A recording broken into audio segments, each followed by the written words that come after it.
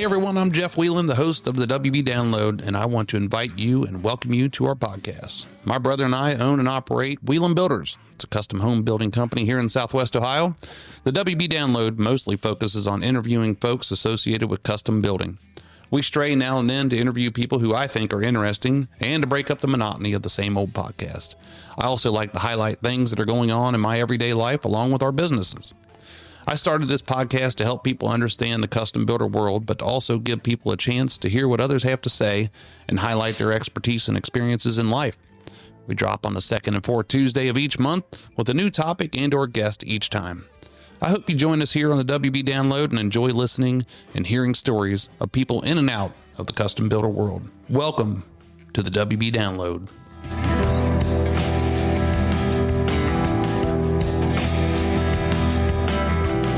Hey, everybody. Welcome to the WB Download. Today is Tuesday, January 27th, 2026. I'm Jeff Whelan, host of the WB Download. Damn, it's cold outside. I'm telling you. It's been like this for about a week now where, our wind chill is sub-zero and the everyday temps are just really low and cold, wind blowing. It's making it tough for us to get anything done. So, it slows us down, but we keep on moving. There's things that we can't do. You gotta be careful. We got a lot of stamped concrete to pour and we can't do that because obviously it doesn't set up the way we want it to. And there's just a lot of ramifications that come out. It's different than just pouring regular concrete and then trying to keep that alive. But either way, we don't want to do anything with that outside. You know what I hate is when I listen to people complain about the weather who do not have to deal with the weather. Pastor Will and I were having breakfast the other morning, and the waitress was complaining about the weather. Oh, man, it's so cold outside. I'm like, you're standing here in a T-shirt inside a warm building. Why are you upset? Come walk with us. It's tough because, we have all of our calving cows in the barn. We've got 10 cows in the barn. We had one baby, last week, and it was first baby of the year, of course. And then, and we're just waiting on the other 9 to pop. But we put them in the barn because it makes it easier for me to do calf checks in the middle of the night and early in the morning. It also makes it a lot easier to, if they have babies in the barn, we separate them and put them in a different pen, let the mother and the baby get acclimated and keeping them out of the elements, because it gets really cold out there and the babies will freeze to death if I don't get there in time. So, that makes it, the only tough part about that is you don't want animals stuck in the barn a lot because it causes a lot of diseases, manure, and, there's a lot of hot and cold. They sweat in there, even though it's so cold. So we want to get them back outside as soon as possible, but, we just got to be careful and make sure that we're always there to be checking on them. So, fun times. This is what we live for. This is what I think makes it tough, is dealing with the elements, in the construction business. We've been busy putting together some contracts here, making proposals to some folks. With our process, the contract usually comes nearly last in the preliminary process. So we got all of our numbers back on 2 really big jobs and presented the contracts to them last week. And usually we present the contract to people and then, we talk through some different details, answer questions about it. We review it with them. And then from there, we're going to, if it's a finance project, we're going to their bank and working through details with their bank, and then we're signing it. So really, really good, really big jobs that we've got sitting there, and excited about getting them fired up. Rolling into the spring. We've got 2 other people. 3 other people. We've got one person has land, and we've moved them to architecture. I've known these people and their family for a long, long time, and so that's always neat to be able to work with people that you have a relationship with already. So the other people, we just need to find some land. We're always looking for acreage. We're looking for somewhat convenient areas to different things that people request, and we'll see how that pans out. But it's something that we do quite a bit.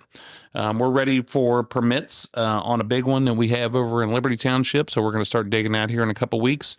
And we made some adjustments to the plan on the outdoor, which changed the footprint of it, which means it would delay us going back and getting a plot plan and getting things, being able to get that plot plan so we can get permits back in order. So that's going to be a neat one. Jared and I are going to do that one together, kind of get that under his belt and getting that rocking. But it's a big project. Second one we done on that road. It's really big like that. So we're fired up to see how that comes together. Homerama's been slowed down a bit. Our wall guys, they were kind enough to go do what I'm sure is a less important job for someone else and put us about 2 weeks behind due to the cold weather now. So it's just gonna cause everybody else to hustle a little bit harder as we roll through mechanics and things. But we'll get there nonetheless. Good for them for not selling out and just coming and doing our wall. They stuck to their guns and went and put their work in jeopardy with us. So, but either way, we'll get to it. I'm proud today to have our guest on the show. We have Brian Kramer and Katie Cook here on the show. They are our plumbers. Their sister Rita, Katie, and Brian, brothers and sisters, all work together. Their parents started this company back in the 80s, and they do all of our plumbing, interior plumbing, and then they also do some. It depends on what we're doing. So they don't do septic systems. So, but they do a lot of our outdoor plumbing as well, tying into sewers and running water lines and a couple things like that. We've been working with them for about 3 years now. And you'll hear me say this during the show today, but we had another plumber that worked with us. We worked with their dad and then worked with the kids. And then they also worked at the previous plumbing company that we used when I got here, which was Mavis Plumbing. And we had a really long relationship with them, but things happen. So we had a little come apart, and we took care of that right away. So that's how we had the evolution of Kramer Plumbing and with Wheeling Builders.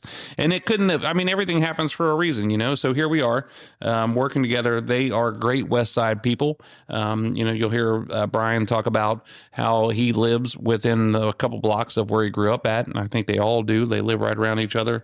They work together every day. And when we first met them, Brian, Katie, and Rita all came in and sat down with us. And I was like, man, this is a blessing. This is really cool to be able to work with a family-oriented company. People who align with our values, and we're both hillbillies, so we're going to make it work. And that's pretty neat, and you'll hear us talk about that too. So anyway, without further ado, I'm going to let's introduce Brian Kramer and Katie Cook from Kramer Plumbing.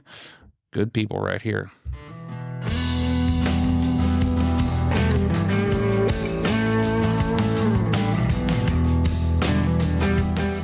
Today, our guest on the WB Download is Kramer Plumbing, and I have with me Brian Kramer and his boss, Katie Cook. Is that it? Is that how do you find the linkage there? Who's in charge? I would say yes. Brian's in charge. Brian does. She likes to think she is sometimes. Okay.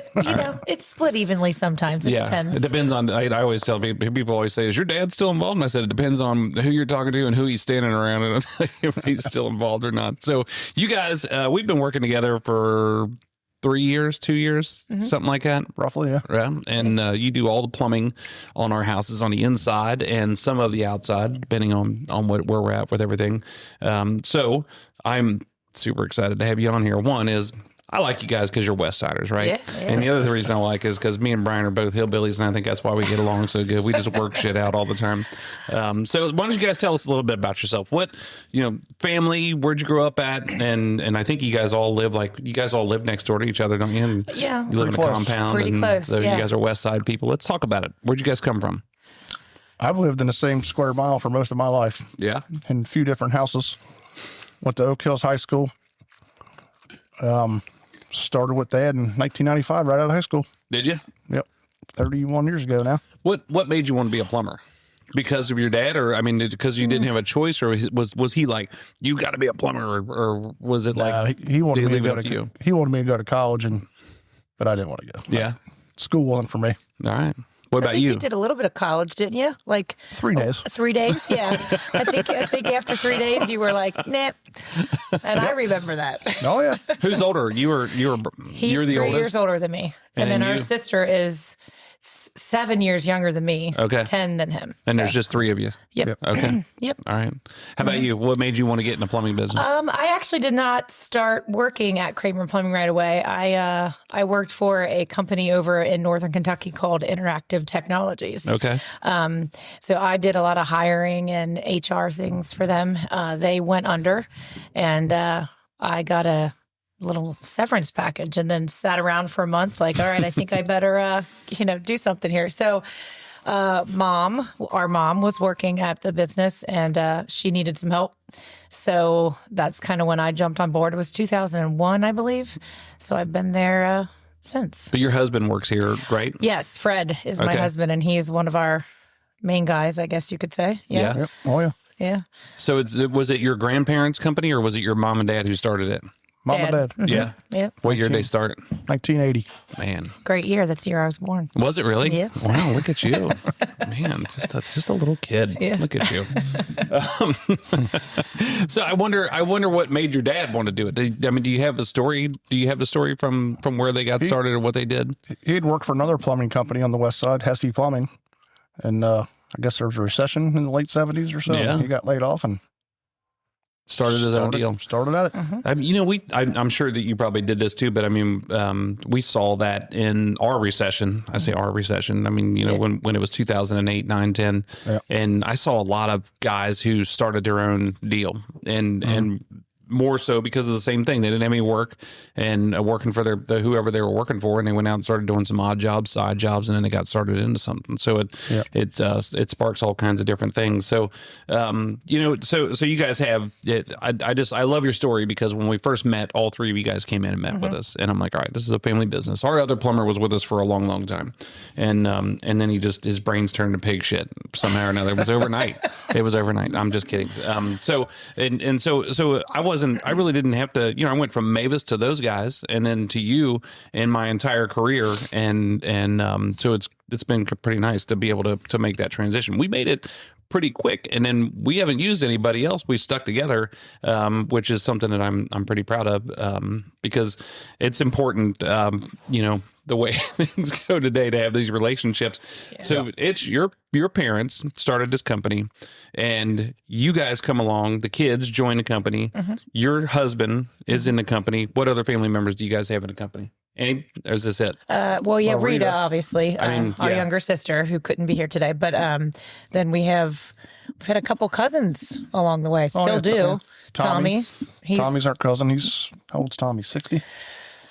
He's been around since late 80s, early 90s. Yeah, mid 80s, right? I think that's what he just said. I think he worked in early 80s, and then I think Dad fired him, actually. Oh yeah, he did say that. He was still in his wild days and trying to tame himself a little bit. Yeah. So Still. He come back in, I want to say 89, 90. I don't remember really. I know he finished plumbing school, and my first year of plumbing school was 1995, and Tommy finished that year. Yeah. So I always talk about running the business and working in the business. I mean, if you really like being a plumber, and then you go to start your own company, then you're probably not going to like plumbing anymore because you got to run the company. And it's kind of the same thing with anything. And I was sitting next to a guy down at the ball game one night, and he's like, "I need to do what you did. I need to go out on my own and start making." He starts talking about money, and I'm like, "You're an idiot. Yeah. If you want to make money, stay where you're at. If you like what you're doing, stay where you're at because then you're going to stop doing what you're doing." How has that transition been for you guys to be able to not be? I mean, I know you struggle with it because you want to plumb, but then you got to be able to be in the office. You got to be able to doing takeoffs and that stuff. But you have Katie and Rita working with you. What's that like to run the company versus being a plumber? It's a lot more. Yeah. When I first started, I would take my own truck to the job and go straight home. Be home at 4 o'clock. 4 o'clock's a dream these days. What do you do, Katie? So Rita and I work in the office. Like I said, Brian's, pretty much the constant there. We're fortunate enough to be able to kind of deal with our kids. Mine are getting older, so it's going to be less for me, but Rita's is barely 5. Yeah. Well, yeah, almost 5. So, but we do the office work. I do a lot of the HR, payroll, insurance type things, and then selections. Rita and I kind of divvy up selections a little bit, but she's real involved in the day-to-day, the job folders, the inspections, the Permits. permitting, and things like that, which is a big load. So. Is that by design? I mean, was it always like that, or did you have to come in, Brian, when you took over, or when you were starting to take over, and you're like, look, this is what we need to do, or how did you guys? I'm always interested to see how the positions fell into place. Did somebody have to say, this is what you're going to do, and this is what you're going to do, or did you guys all get together and say, this is what we think we need? Yeah. I think the two just kind of work it out together. Yeah. Rita only started. She was 2016. I want to say. Yeah. So before that, she did all that, but we've also grown since then, and. Yeah. So I think them two just kind of divvy it up amongst themselves. Yeah. Rita and I work pretty closely together as far as, kind of covering for each other, or, we kind of have, this is your job, this is my job, but we kind of know, each other's jobs, if that, Yeah. Obviously Brian is more of the field guy and, out there, the face, talking to the guys and, on site. So, which is a big part of it all, really. Well, he's good looking, so I mean, he's got to be the face. I'm telling you what. He's got to be the face. Yep. I can understand that. How many employees do you guys have? There's 14 guys, but it was 15 until a couple weeks ago. Big Al. Yeah, unfortunately, we just lost one of our longtime employees. Yep.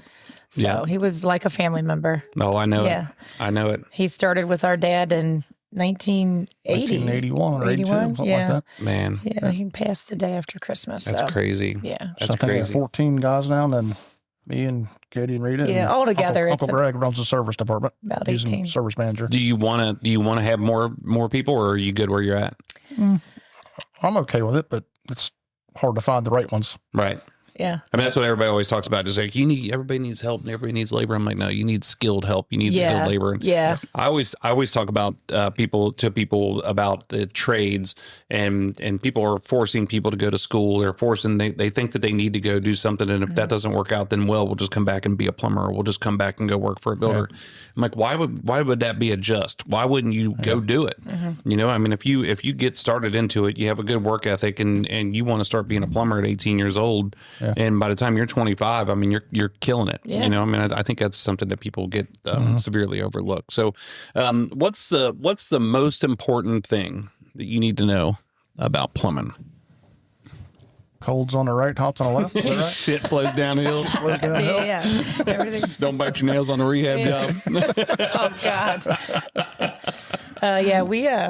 Speaking of that, for a new guy, just listen to the guys that are experienced and take pride in your work. Do it right. I think that's so much of what we run into, and what you probably see a lot of times is the people can do it, but it's a matter of caring, and saying, all right, I want it to be this way, or I want to put my heart into it. I want to think about it more. I don't want to just come in and get the job done. And I think that there would be so many more people that would do a better job if they just stopped and was like, you know what, I probably should care about this instead of just doing whatever. So, what's it like working with all these different builders? I mean, is it, cause I think it would be a pain in the ass to work for builders. I'm telling you what. Honestly, it's a little hectic sometimes. Everybody has their own way. I mean, from a selection standpoint, everybody has their own way of doing it, and it can get a little, not confusing, but just, a little hectic. A lot of different personalities to deal with. Oh, yeah. A little ego, a little personality. Yep. Mm-hmm. A little temper. Organization on everybody's part makes things so much easier. Yeah. I think communication is huge too. Like I always preach, if you think it's the smallest detail, it probably doesn't matter. It just needs to be communicated. Yeah. The smallest details make the biggest difference at the end of the job. People always ask us in our proposals and our contract and different selection pieces, they're like, why do you keep repeating this? I'm like, because I want to make sure everybody sees it and knows it. Yeah. You have to continue to talk about it. And even like you said, even if it's a small detail of what you want to do. How do you guys keep up with when you're talking with plumber or talking with builders and this guy wants to go with Ferguson, and this guy wants to go with Kydell, and this guy wants to go with Wynn Nelson? Do you do a lot of that? I mean, how do you know who's going what and where you're getting materials from, or do they leave it up to you? For the most part, we'll buy pipe and that kind of stuff from whoever has the best price that month. Yeah. Fixture wise, a lot of that they talk to you guys about it first before they talk to us, and you guys send them where you want. Like if I said I wanted to get all my plumbing fixtures online from some company out of, Europe or something like that, would you be like, yeah, that's fine? Or would you like, no, don't do that? Yeah, please don't. Yeah. It's not, it's recommended, not recommended for sure. How do you separate that? I mean, you guys buy the fixtures or you're installing a fixture and there's a problem. And because we get this all the time where people want to supply, they want to help. They want to supply their own stuff, and it's the worst idea you can possibly have. Yep. So I bring you a faucet and say, here, let's install this. And then 3-4 months from now, something happens to it, it breaks, it floods the whole house and destroys the place. Yep. That's really risky on your part. Because you were the one who installed it, and certainly nobody's going to go back and say, "Well, that was a bad fixture." They're going to say you installed it wrong. Yeah, and I mean, that's such a risk? How do you guys work around that? Well, just tell them up front. We warrant the materials that we provide. If you go to Home Depot or wherever and buy something, that's yours. Yeah, if the product's defective and we have to come back out, that's a billable call.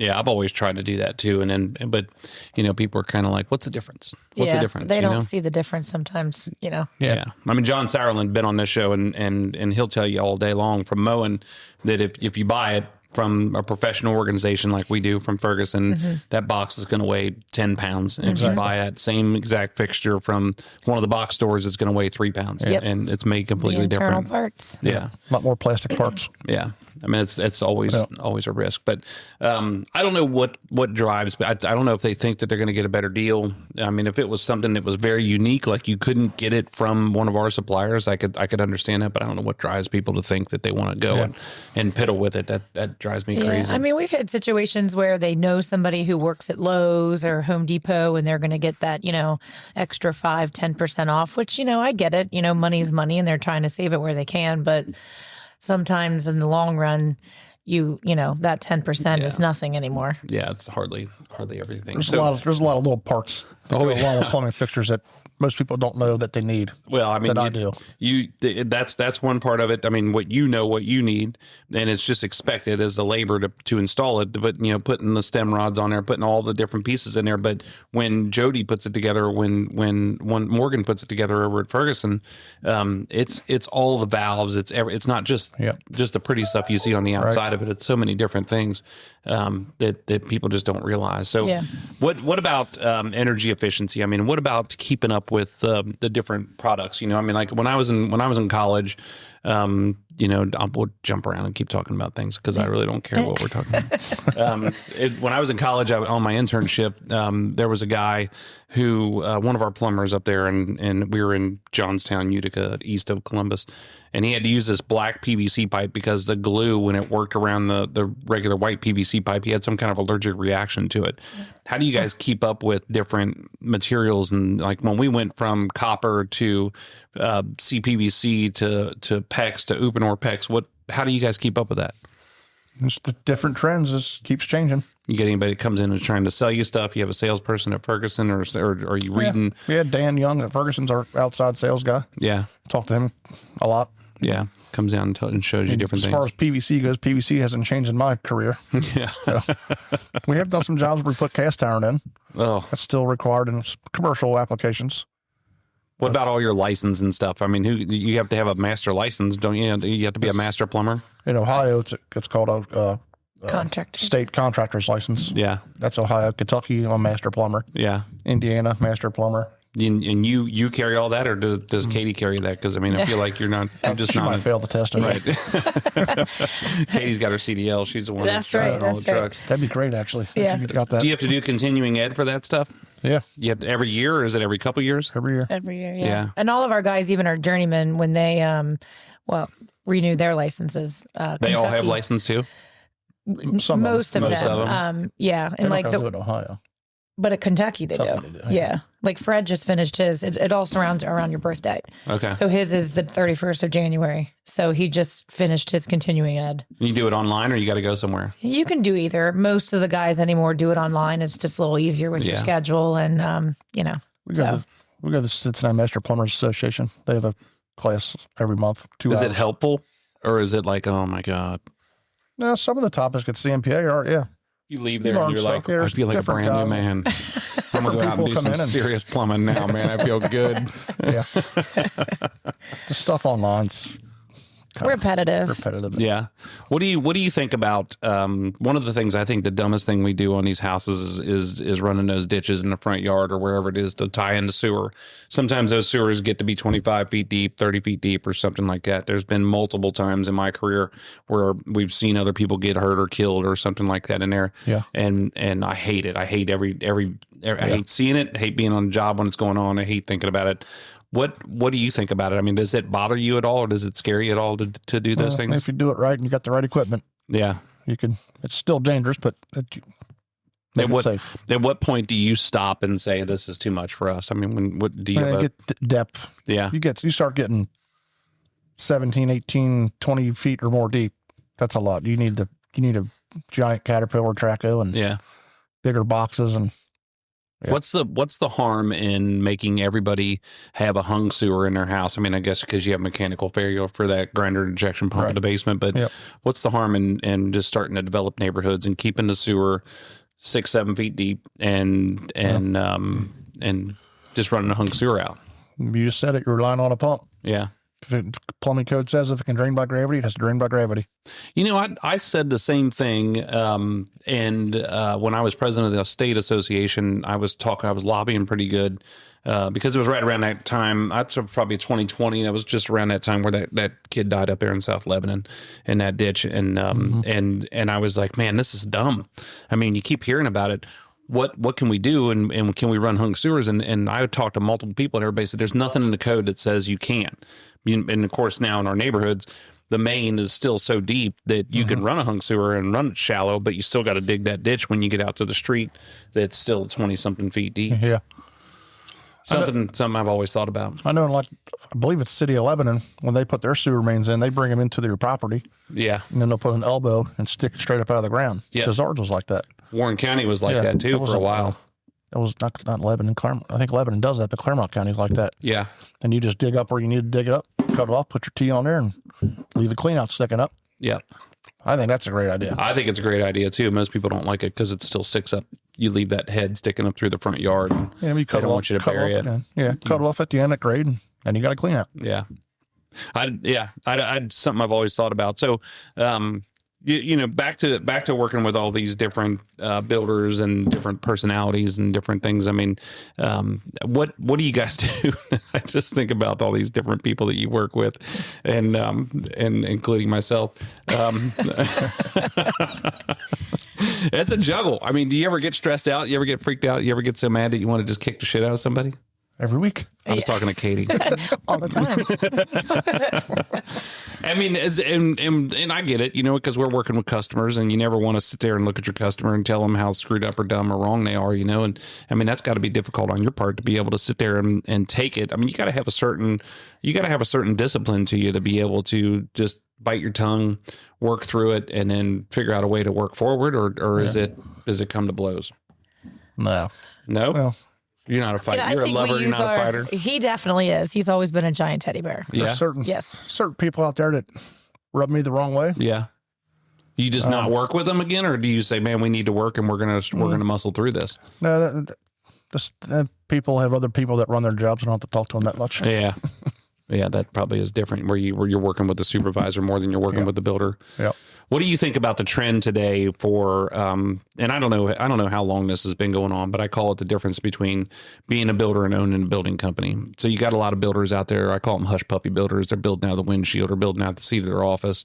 And I call them cell phone builders. Cell phone builders. They couldn't swing a hammer or you know, use a shovel if you wanted them to. And what's the difference between building with somebody like, or working with somebody like that, or working with an actual builder who's out on the job? Is it, because I think there's positives to both. You know, like I would think that, you know, I'll let you answer the question before I answer for you. There's all kinds of builders are going to listen to this too, so you better have the right answer. You better keep it right. Don't drop no names. What was the question again? I think it's, the ones that sit, your cell phone builders, right, versus your on-site builders. I think it's the difference of them knowing more about what's going on site. I mean, I wish that more for myself and Rita a lot. We're in the office and all we see is papers and plans and emails, which is great. But a lot of times it would be nice to, know more about actually things on site, which I think would help us. And if you don't have a builder who's able to give you that, or, you don't get that information, it's a lot harder to do what you're trying to complete. And I would think that those hush puppy guys, they're probably more organized. They're better communicators. They probably have information in your hands.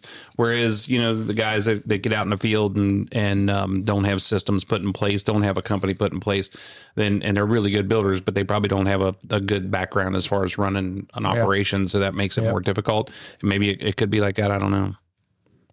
Yeah. I mean, we can only do as good as the information that we get from the builders. So.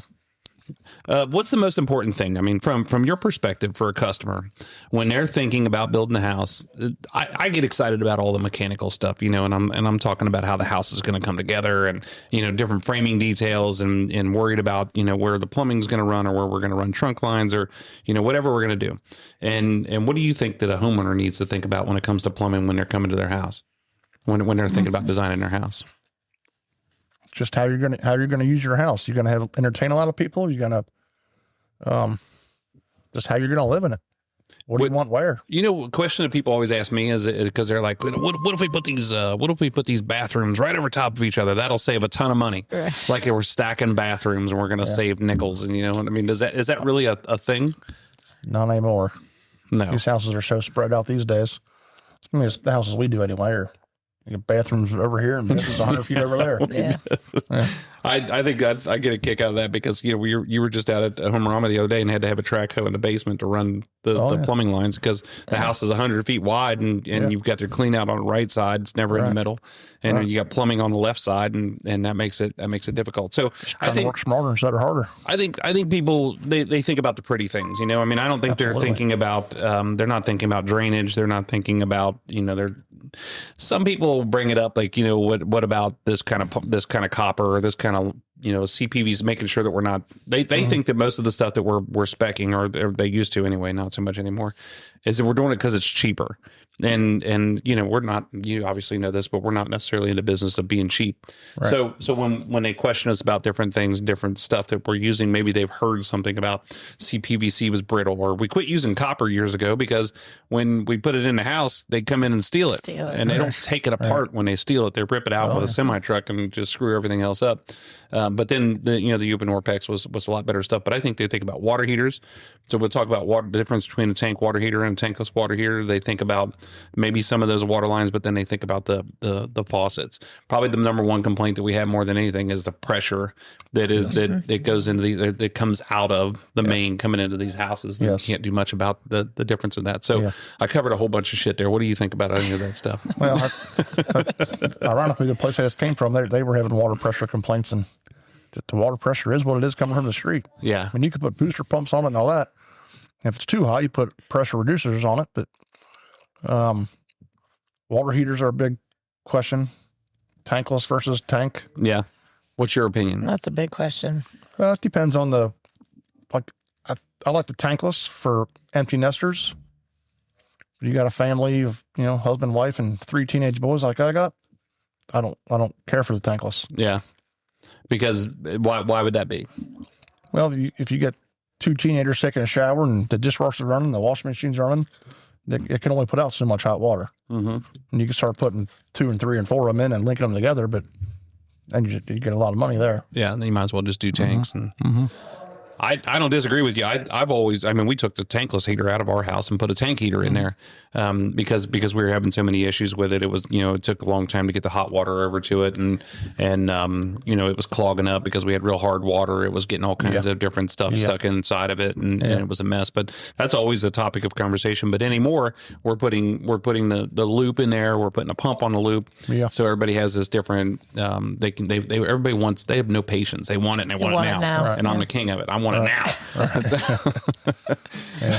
Tankless heaters have come a long way, but I think I got a tankless heater right? One at the kind of the start of the tankless heater era. Yours is pretty old, I think. It's terrible, actually. You don't like it? Heck no. Yeah. Takes forever to get water. The whole dishwasher thing. You should call a plumber. A plumber. Yeah. Have him come out and check it out. That was the whole thing about the tankless water heaters. A lot of people still call them instantaneous water heaters. So they think you're going to turn the faucet on and it's going to be hot water instantly. That's not how it works. Right. Yeah. It never does.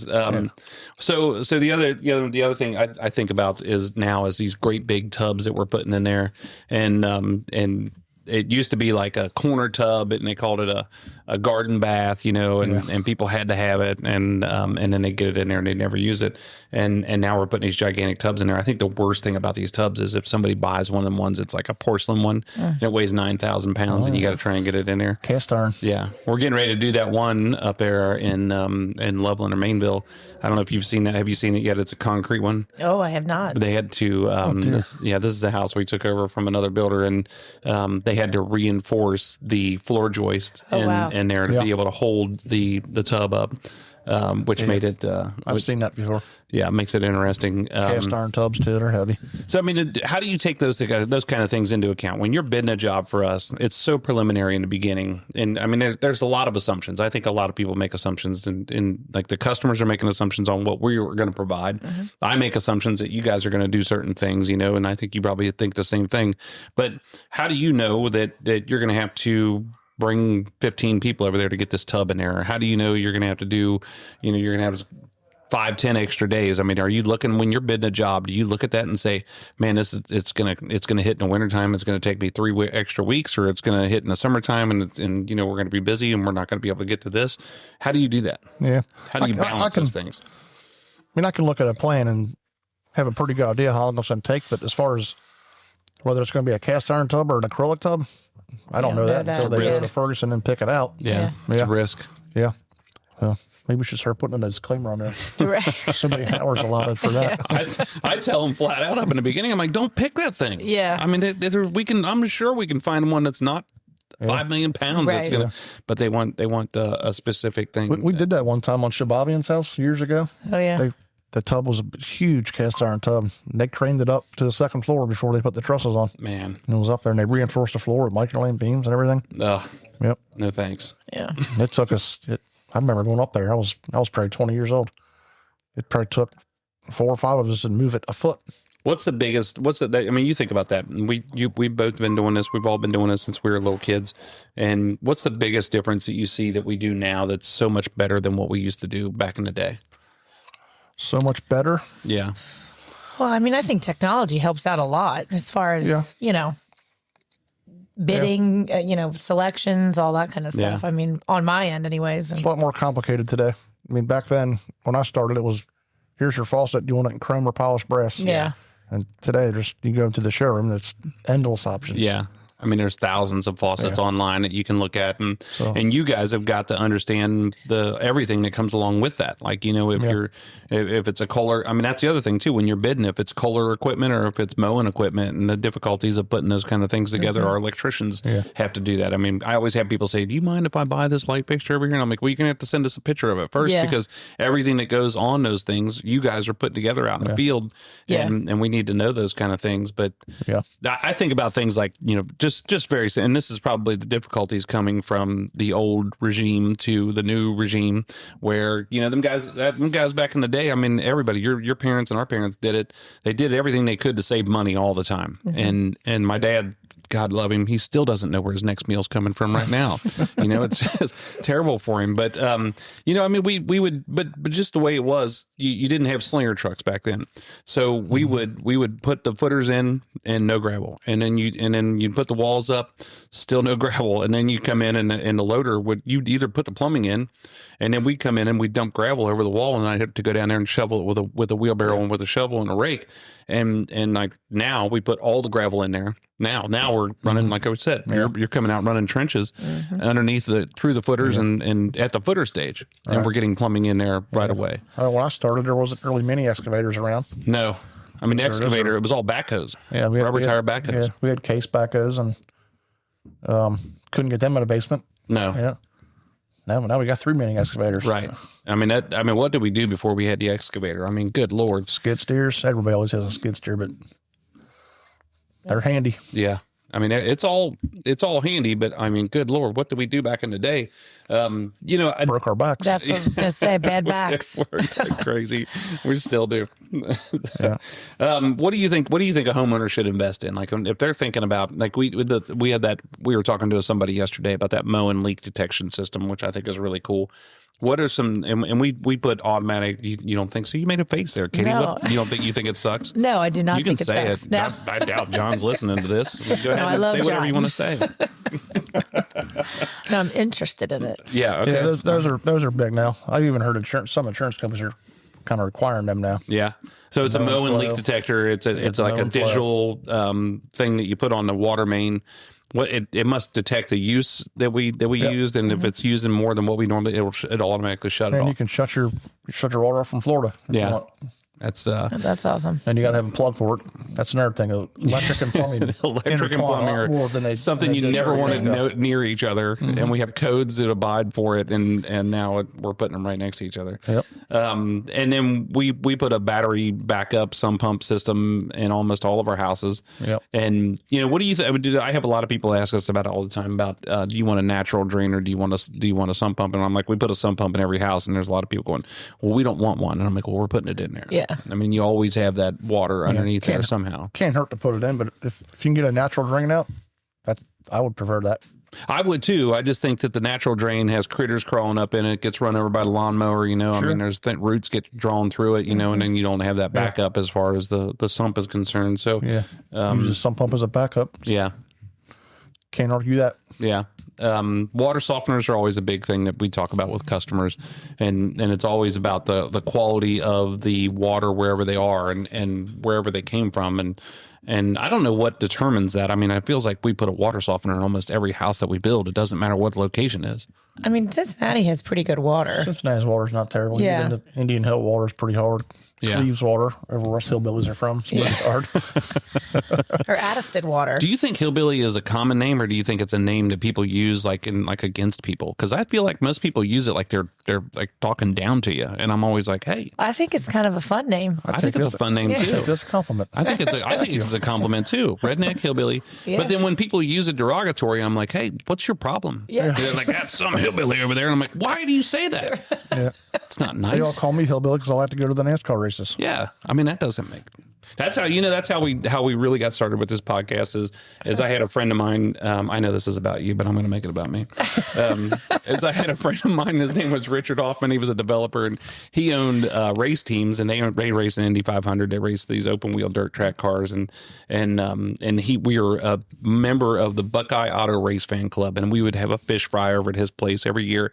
Then the first time I went to it, it's all these old guys sitting around drinking beer. And when I say old, I mean old. And they're all like they were sitting around telling stories, drinking beer, and just it was the greatest time ever. And I had so much fun. Well, he passed away, and I'm like, man, that sucks, because he was like the greatest storyteller all the time. And then I started listening to the Dale Jr. Download, and when he interviews these people, from Chipper Jones to, I mean, all these old racers, and they're just telling stories about the old times, but you get to learn so much about them individually. And then we were talking about marketing and running, and you have to make a blog. You have to hand it off to somebody who can put the blog on the internet and make it make sense on the internet. And I'm like, why don't we just have a podcast? So 4 years ago, we bought all this equipment. We got learning with somebody. Somebody taught us how to run it and record a bunch of different things. Then we started interviewing people, and it's a lot of fun, because you get, like I said, you get to know so much about different people, but other people get to hear about what's important. Customers building houses, other builders across the United States, just people who, my family listens to it. Hopefully your family's going to listen to it.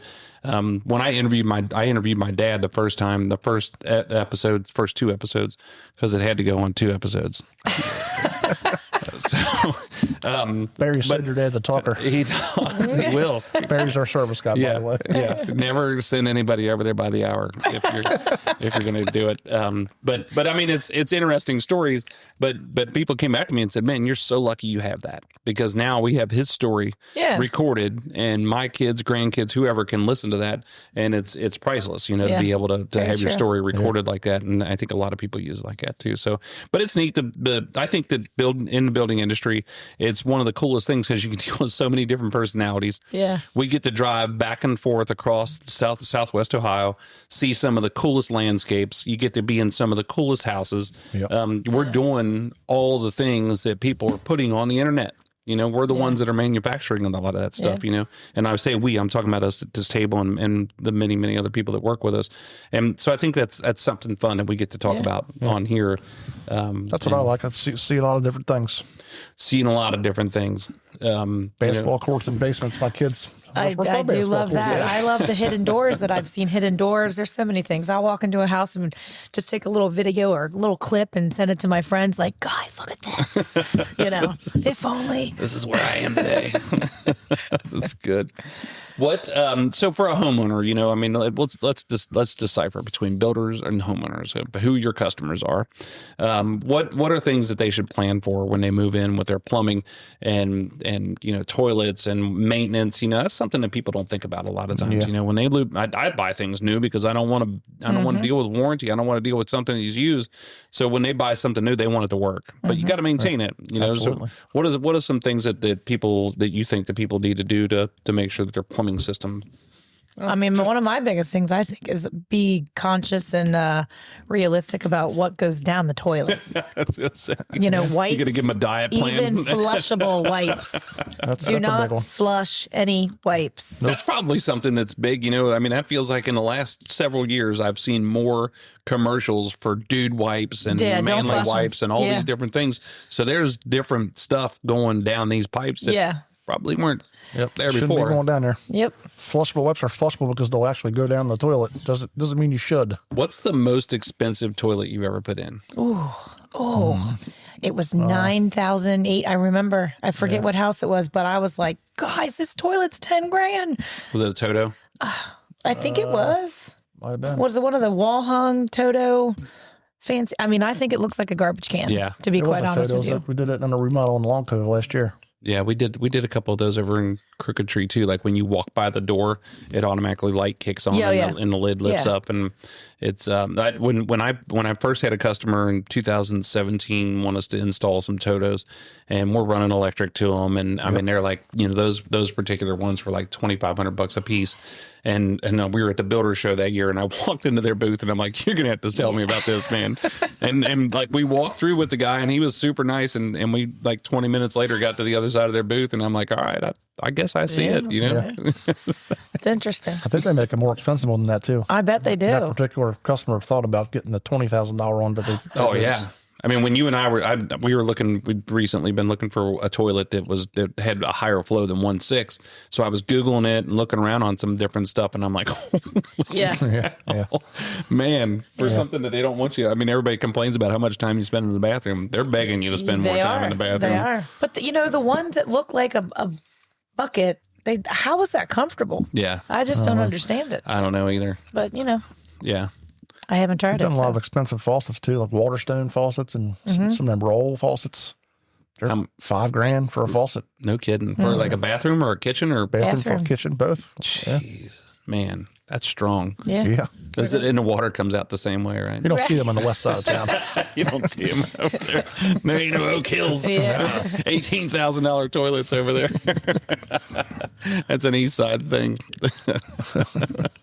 What are the most common plumbing issues you see over the years besides like what we just talked about? Clogged toilet. What's the most common other stuff? Clogged toilets.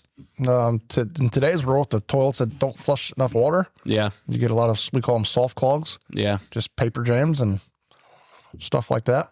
Legos. Kids put stuff down toilets. I've seen pencils down toilets before. I've seen Mountain Dew bottles in sewers before. I've seen a lot. Well, and if they have a bathroom that they don't use frequently, that's kind of always an issue sometimes. If they don't run the water. Yeah, they're meant to be used. The cartridge will kind of deteriorate. That was always the mow and troll thing, that balancing spool, and those things would always seize up on those. Sorry, John. They always come through, though. How do you look at your competition? I mean, do you feel like you have competition, or do you feel like the need for what you do is so high that you don't really bang up against anybody else? Everybody, for the most part in this town, kind of stays in their lane, but like when I go to the CMPA for CEU hours, you see a lot of them guys, and you learn a lot from some of them sometimes. Yeah. Are you friends? You're friends with them, so to speak, or some? Yeah. I mean, I feel like even growing up as a kid, watching mom and dad, they were great friends with a lot of the other plumbing companies, especially on the west side. Yeah. They would go on trips together, houseboat together, so. Klosterman Plumbing. That was my mom's. Kathy and her are still friends. Yeah. Oh yeah. Very close. Joe Klosterman passed away a few years back, but yeah. Are you guys German?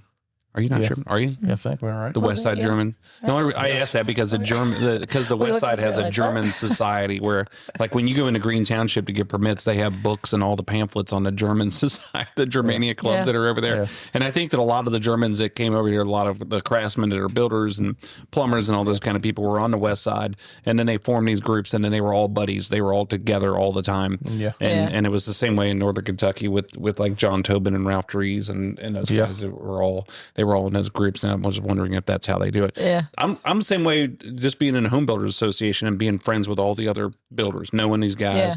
Yeah. And I also think that, there's a certain personality that I feel like we're all kind of screwed up. And so when all of us screwed up people get together, we're all like, hey, look, there's another one that looks like me.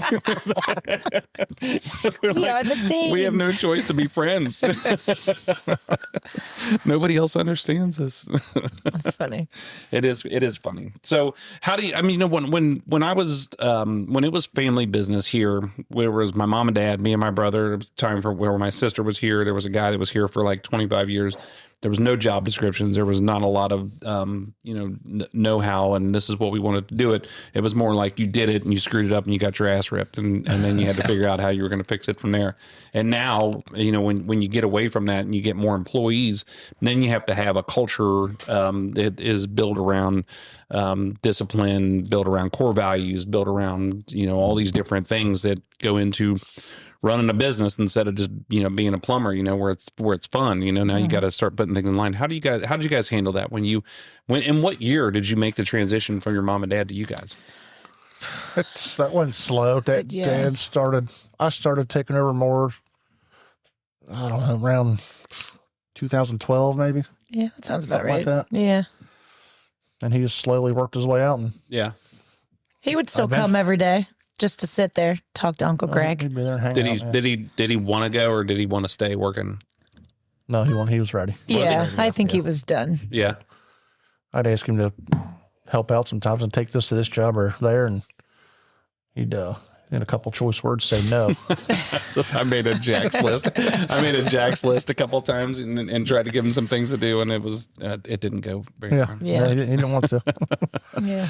I think in big corporate worlds, there's like a day, and then they make this transition, and I think in small family businesses like ours, collectively that it just kind of happens over time, and there's no real like, this is what's going to happen on this day, and there's not a retirement party or anything, so that probably is a little bit different. But it takes a lot of time to figure it out and decision making, and just need advice along the way. Did you guys get along with your parents really good? I mean, like, yeah. Mm-hmm. You guys worked well together, and everybody enjoyed life. And yeah. I mean, we have our moments. Oh, it's great. Yeah, it's what was peachy. That like?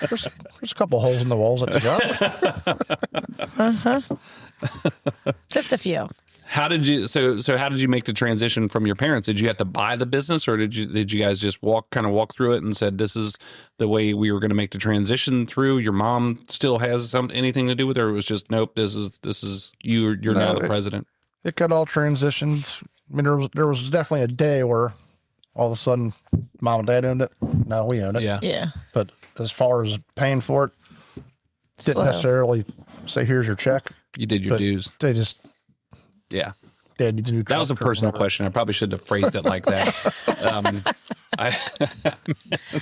I mean more like I was thinking about the transition and because it's so interesting to me how some people do it and how other people do it. I mean, it's probably different across the board, you know. I mean, especially when you're a kid and you've been working in this business your whole life and you know, you probably made the majority of the company the money because you've been working there so long. And then it's like, all right, well, it's time for me to take over. Oh yeah, well, by the way, we want you to all that money you just made. We want you to give it back to us. Right, give it back. Okay. That makes a lot of sense. So, so what else? Let's wrap this up. I mean, I feel like we've been talking about plumbing. Let's talk about something else. Let's talk about NASCAR. Oh boy, here we go. We have a countdown. Let me start by saying Talladega. He'll have a countdown for what is it? Twice a year you go? We could sit here all day now. Twice a year. Yeah. So, do you do any other kind of racing, like dirt track racing or anything like that, or is it just NASCAR? I've been in Lawrenceburg and watched the sprint cars when the World of Outlaws comes. Are you part of the NASCAR fan club? No, I'll forward you my email that I got this morning because I've been on. So they send us all these. I don't know if this is hush hush or not. So I hope that the fans family doesn't get upset with me. But they send you these different questionnaires week to week, and it's usually if they have a new product coming out or if they have a new sponsor or they have something else going on, they send us the fan council all these different questionnaires and surveys and things, and it gets to be a pain in the ass a lot of times. And sometimes if you don't keep up with them, they boot you. So then now they started making it to where you can pick and choose like the surveys you want to do. But I just filled mine out this morning, which is and I'm back in the saddle. You're back in the saddle. Yeah. So who's your favorite driver? I always liked Earnhardt Jr., but since he retired, I don't really have a favorite. You just like to go and drink beer. Let's just say I go for the party. Yeah. You go for the atmosphere. Absolutely. It's fun. It's like, what do you do for fun, Katie? For fun. Well, we're coming back dance. to NASCAR, by the way. Just so you know, I felt like she's sitting over there. He loves when I talk about dance. He wants to throw out NASCAR. I'll throw out a little shout out to my my dance crew. You're a dancer, or your kids are dancers? I coach and direct Oak Hills dance teams. No kidding. Mm-hmm. Look at you. Yeah, I have about 125, 30 dancers. Man. Yeah. That's a big deal. Yeah. Because my daughter was in cheer and tumble, and then they go into whatever else they do. Like, but I think it's a big combination of gymnastics and tumbling and dancing. So would you travel all over the place and do all this? We do. So, I coach, there's 6 teams. I coach directly 3 of them. There's tinies and minis. They're like kindergartners through 3rd grade, and there's 65 of those little, oh my gosh, little lovelies.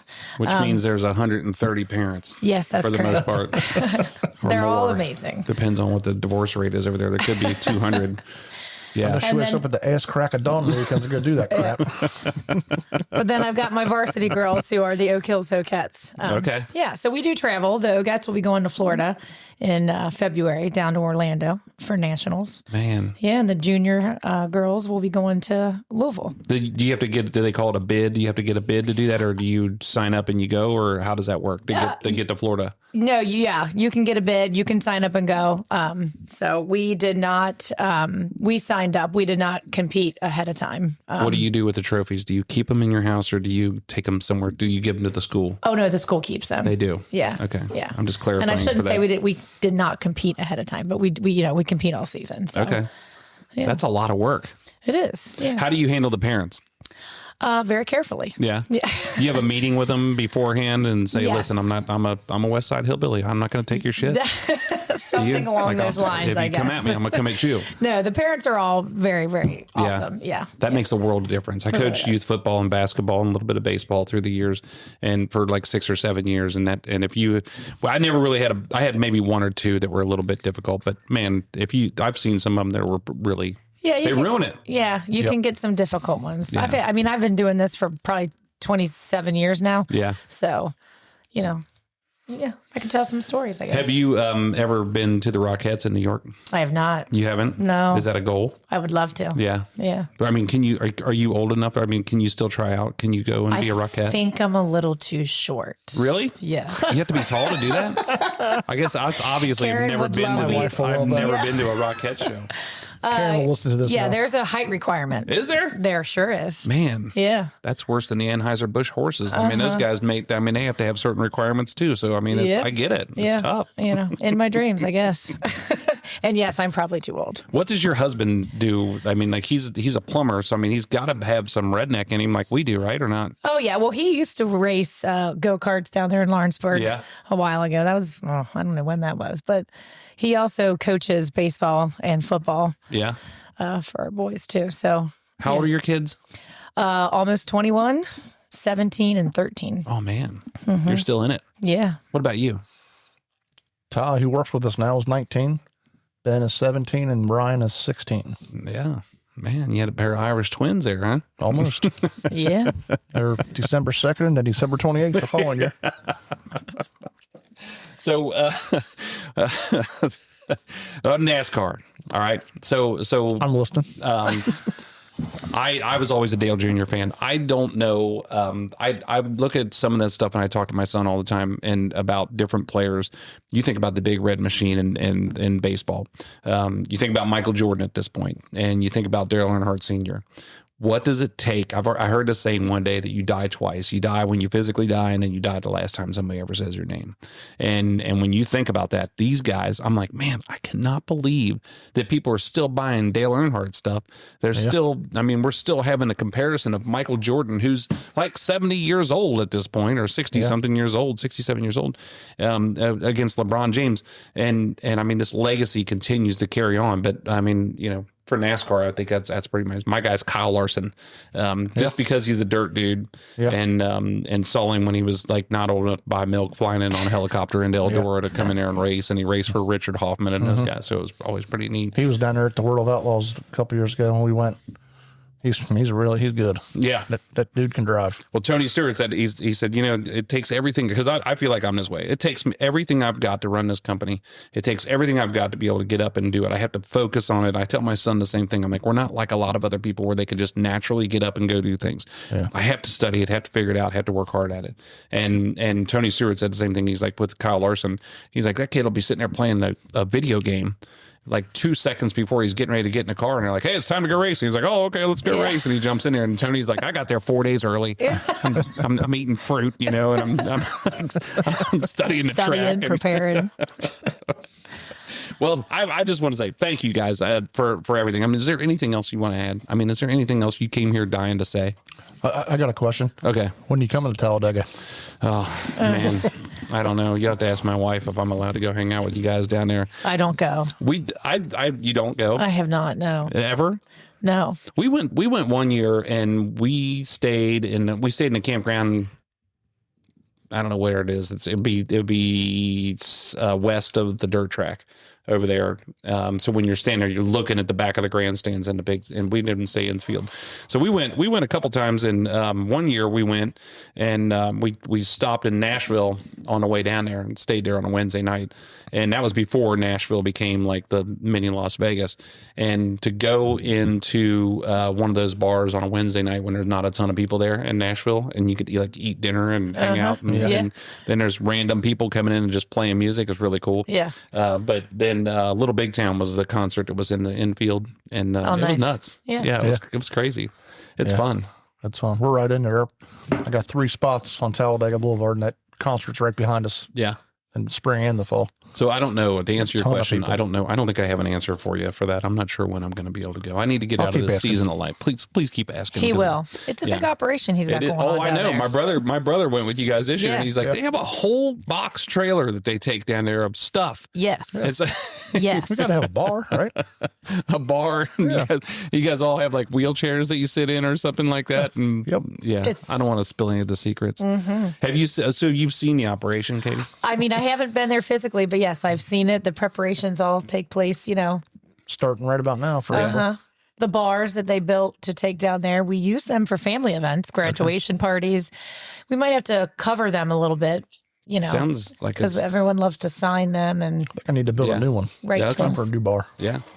I enjoy NASCAR races, and I just I've always been around it. We used to have a big Daytona 500 party over at Rick's Tavern when our office was at over there in Fairfield, and I mean we had 50, 60 people come in there. We had a hat that we filled with money, and everybody's betting, like, you know, picking names out of the hat. And I mean, it was a lot of fun, and then it just kind of died off. But we want to get back into it. So I want to say thank you guys. It's a pleasure to work with you. It means a lot to me to be able to work with you guys, to have family like you guys have, working together, and you guys do a good job. I mean, that's the other part of it. I mean, think about that.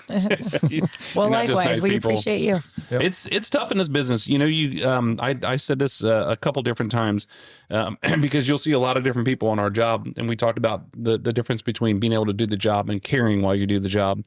And I've met a lot of people who are really nice people and they suck at what they do. And it's difficult. It's really difficult to have that conversation. It's like, I want to come work with you. And I'm like, hey, I'll drink some beer with you, but you can't work here. Yeah. You just don't have it. So, I'm grateful. It's nice to be able to rely on you, to be able to do all this stuff and to be able to work together. So thanks for coming in. Me and Brian just talked about this like 3 days ago, and then here you are, sitting in here, and we're just bullshitting. So I think next time we do this, we should drink some beer and just hang out all afternoon and just let this thing run until we're that could get interesting. Until we're done talking. That could get real interesting. Meeting after the meeting. That's when the real Talladega stories will come out then. Yeah. That's right. Yeah. There you go. All right. Thank you guys. This is Katie Cook, Brian Kramer here with Kramer Plumbing on the WB Download.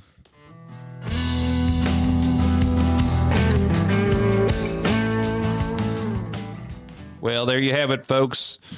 Brian Kramer, the greatest plumber ever, and his wonderful sister, Katie Cook. I didn't know Katie that well until she came in here and did this with us today. And she's awesome. And I don't know Rita that well, but I get to email a lot with Rita, and I know she kills it too.